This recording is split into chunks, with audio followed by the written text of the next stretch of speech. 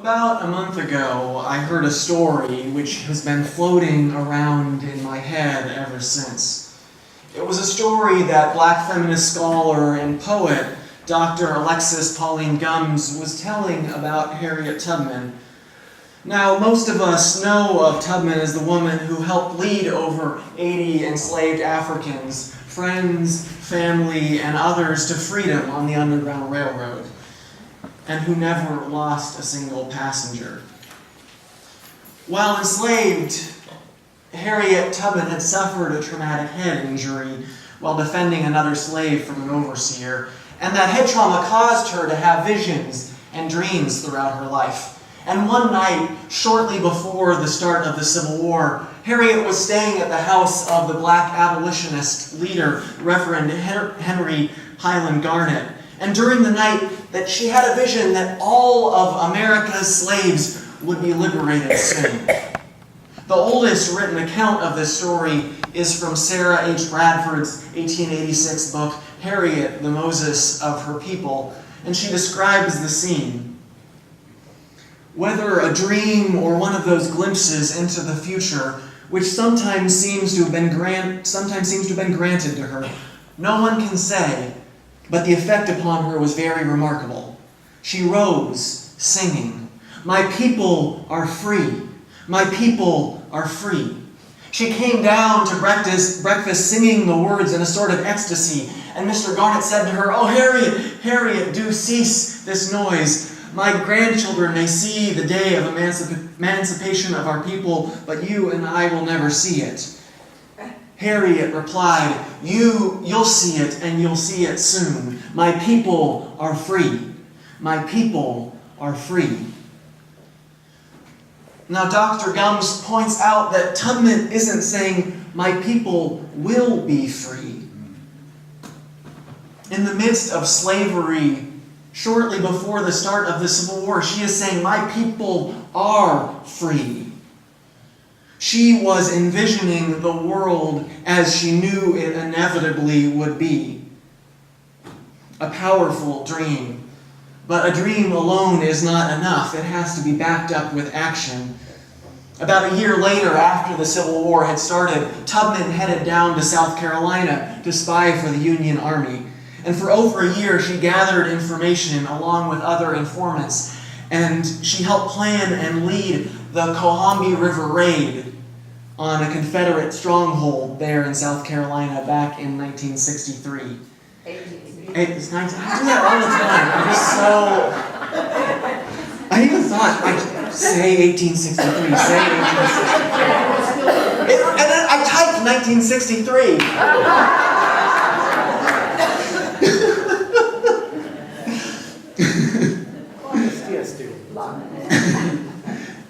At midnight in 1863, 3 steamships carrying 300 black soldiers, led by Tubman, headed up the Combahee River and raided Southern supply houses and burned down plantations. And because of the planning and intelligence gathering that Tubman and her contacts had done, they were able to liberate over 750 enslaved Africans who escaped onto the boats. And it was one of the largest slave revolts in American history.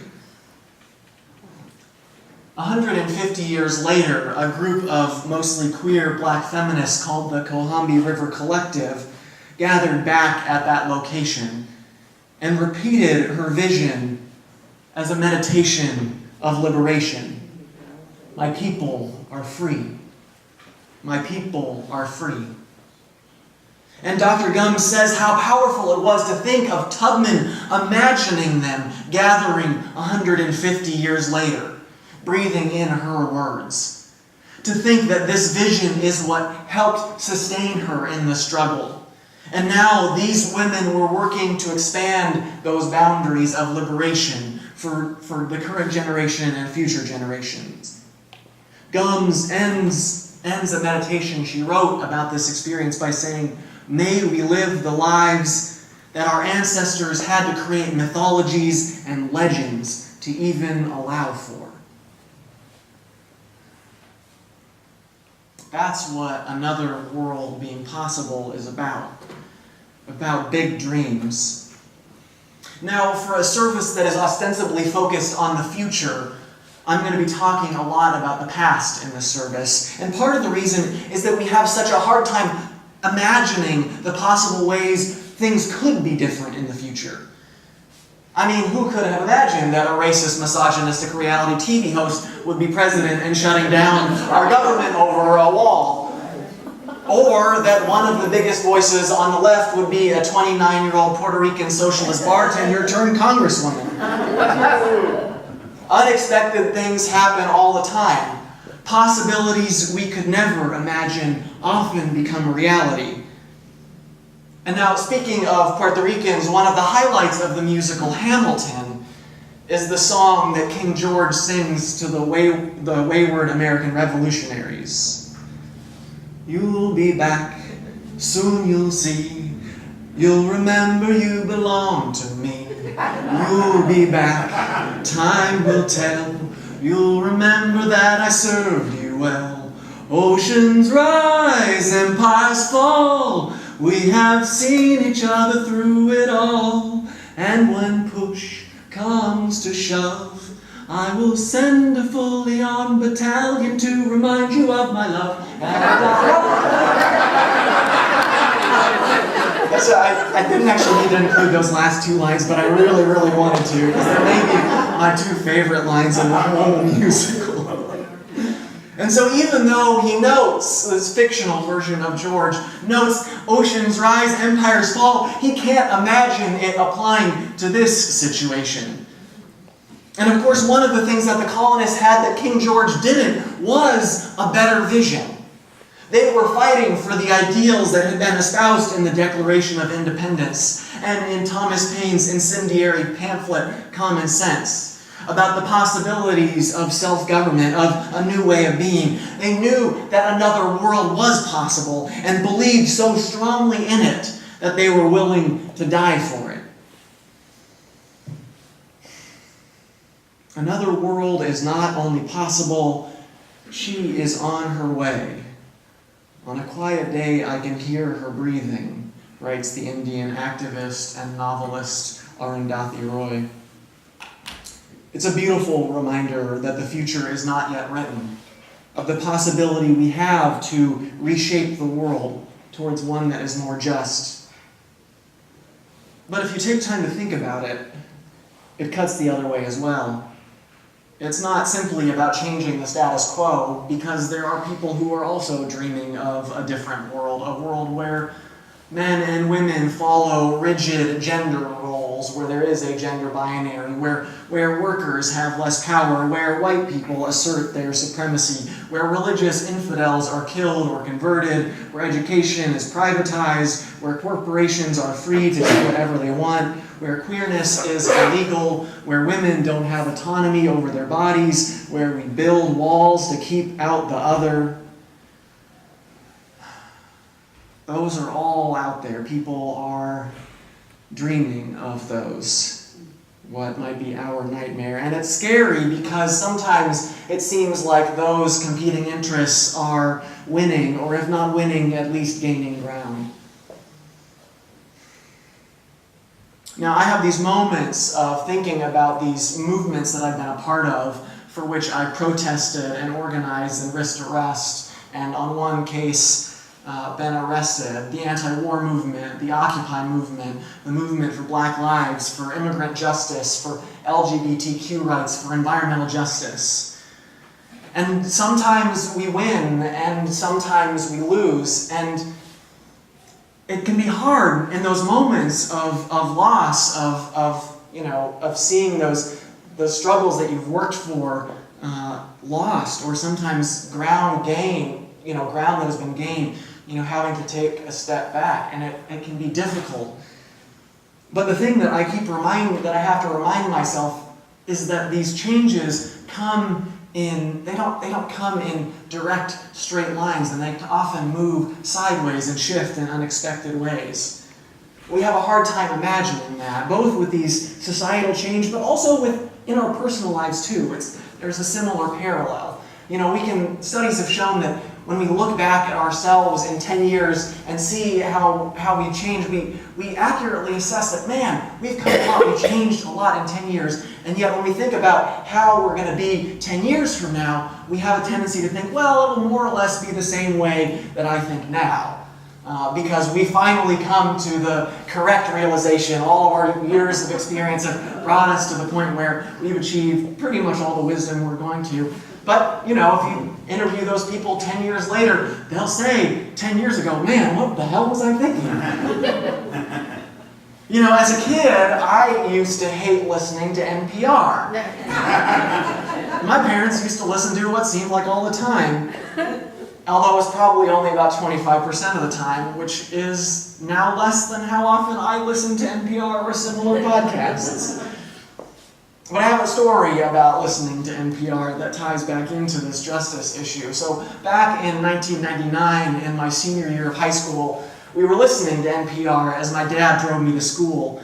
And the reporter was talking about protesters in Seattle. People who were protesting the meeting of the World Trade Organization and were blockading the streets, had taken using makeshift barricades of shopping carts or newspaper holders. There were a few people who were smashed windows of Starbucks and a Nike store, and that seemed to get the majority of the press. And meanwhile, police responded with tear gas and rubber bullets. And I remember my dad saying, I can't understand how anyone would do this sort of thing. And I think part of it was the way the media had framed it, and the reporting, and the initial reporting was actually much worse than what the protesters had actually done. But I remember agreeing with him, a sense that, how could anyone ever justify using tactics like that? And, at that point, despite taking a civics class, I hadn't learned about the World Trade Organization or similar organizations like the International Monetary Fund or the World Bank.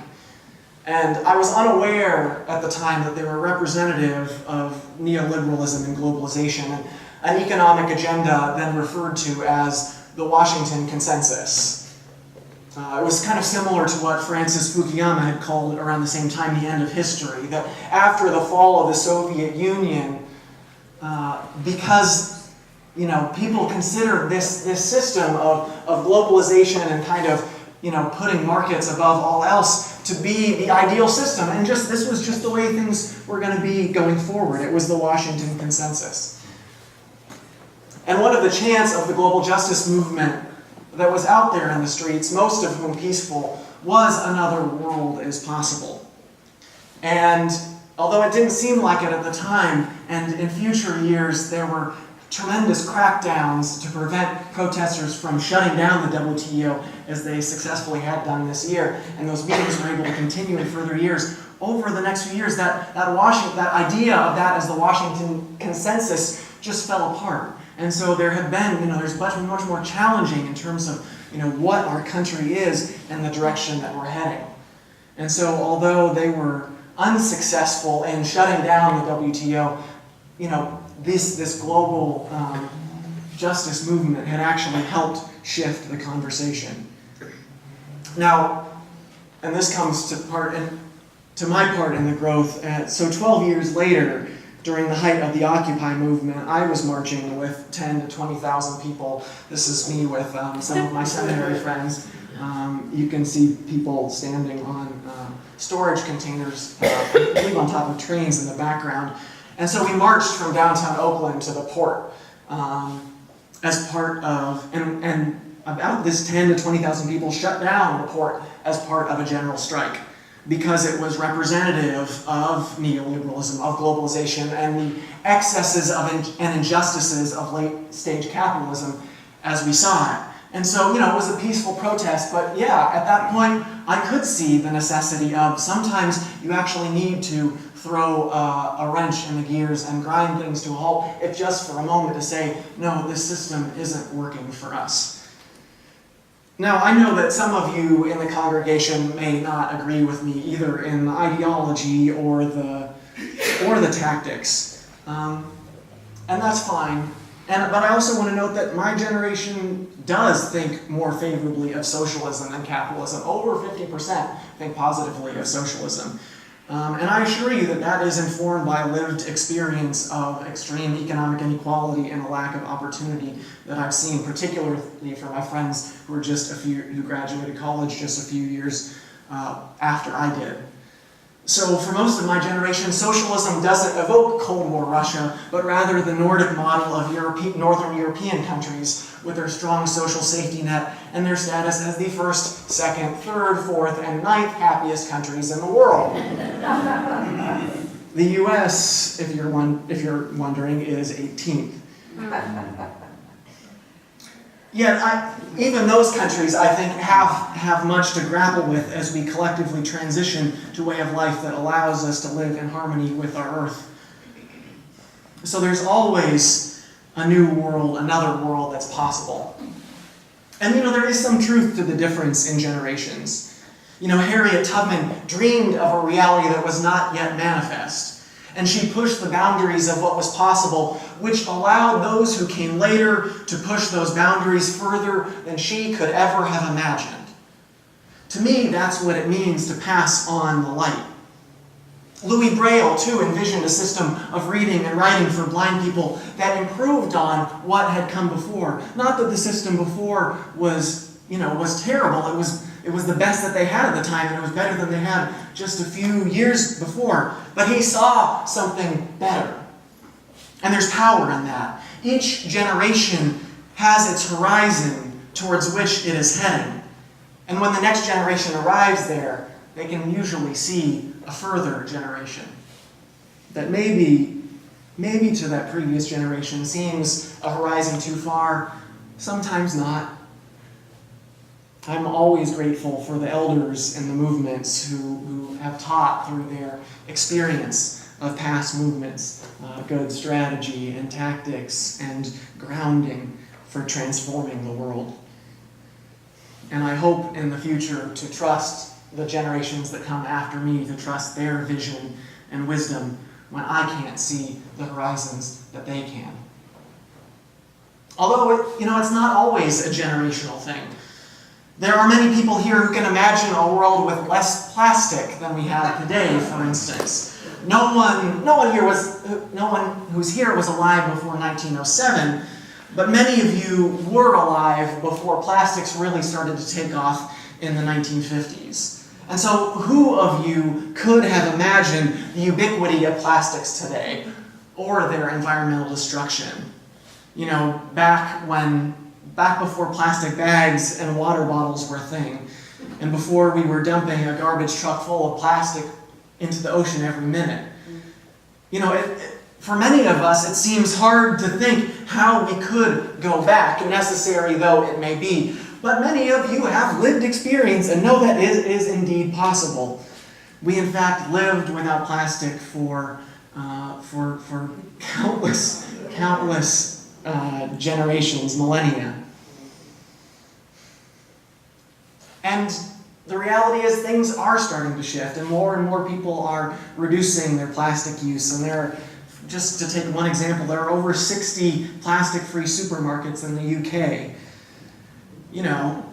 But it takes commitment to really shift paradigms, and that's actually one of the things that our Just Web team is working on is the issue of plastics. There's a meeting today after church if you're interested in learning more about how we're going to try to make some impact here in our local community, and there's also going to be a film screening about plastics later in the month, so we hope you'll join us for that.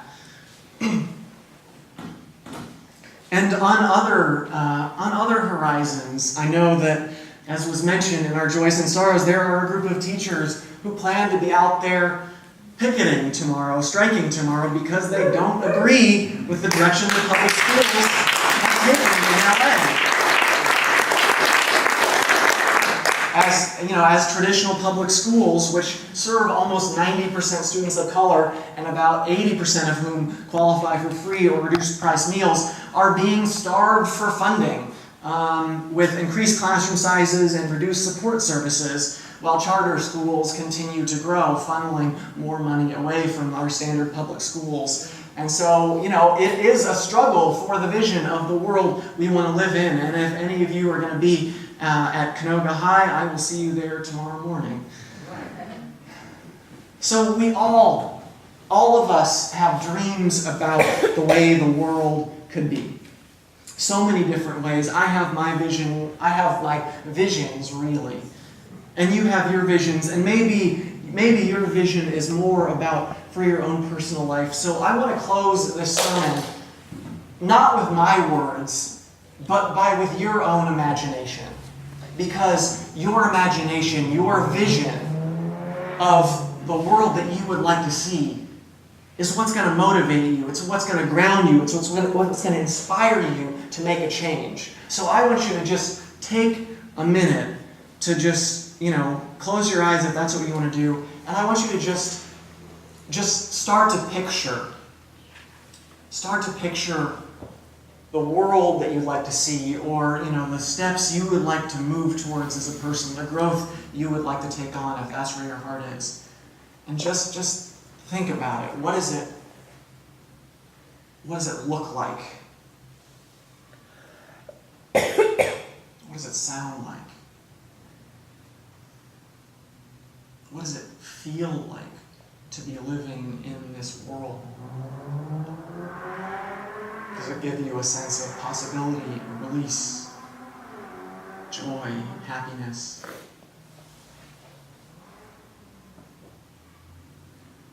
Maybe a little bit of nervousness. If you're nervous, that means you're on the right track. Because if you're not nervous, you're not dreaming big enough.